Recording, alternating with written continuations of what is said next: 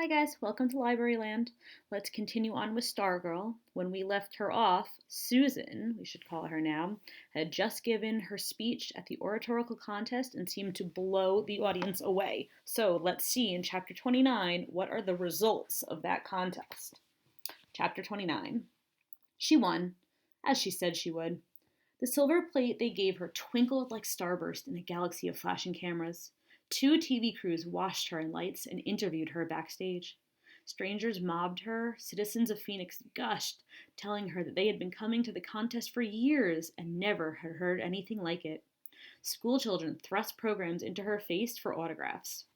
Every parent wanted her for a daughter, every teacher for a student. She was so happy, so proud. She yelped and cried when she saw us. She hugged each of us in turn, and I thought she would squeeze the breath out of me. Back in the hotel, everyone already seemed to know. The doorman, the desk manager, the people in the lobby and the elevator. Suddenly, she had this magical, wonderful power. Whoever laid eyes on her smiled, and the English language dwindled to a single word repeated over and over: congratulations.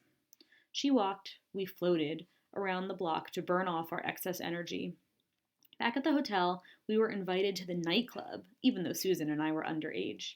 We drank ginger ales and ordered jalapeno poppers, and we danced to a country and western band while Susan's face beamed on the late news from the TV above the bar. The dance floor was the only place she did not carry her silver plate. First thing, the next morning, she was there, sliding under the door of my hotel room, her picture on the front page of the Arizona Republic. I sat on the edge of the bed and stared at it, pride welling in me. I read the story. It called her speech mesmerizing, hypnotic, mysteriously touching. I pictured folding morning papers tossed from cars, landing in driveways all over Micah. We all met for the breakfast buffet. People stared and nodded and smiled and silently lifted congratulations across the restaurant. We headed for home in a two-car caravan.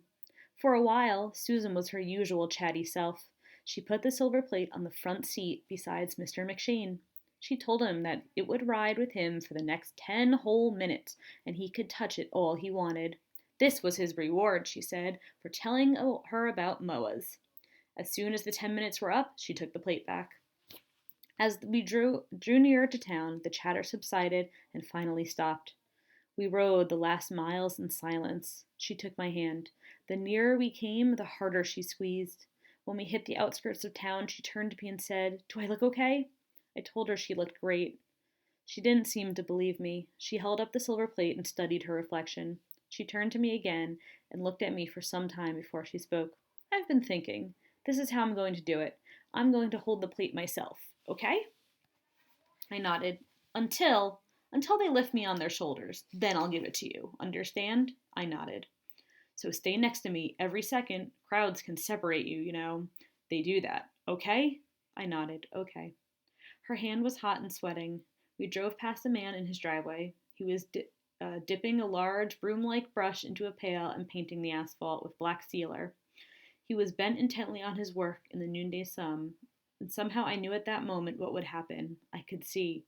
I wanted to shout to Mr. McShane, "No! Don't turn! Don't go in there!" But he did turn. He turned, and there was the school in front of us, and never in my life have I seen a place so empty. No banners, no people, no cars. "Probably around back," Mr. McShane said. His voice was hoarse. "Parking lot." We swung around the back to the parking lot, and yes, there was a car, and another car, and people, 3 of them, shading their eyes from the sun, watching us. 2 of them were teachers. The other was a student, Dory Dilson. She stood apart from the teachers, alone in the black shimmering sea of asphalt. As we approached, she held up a sign, a huge cardboard sign, bigger than a basketball backboard. She set the sign on the edge and propped it up, erasing herself. The red painted letters said, "Way to go, Susan. We're proud of you." The car stopped in front of it.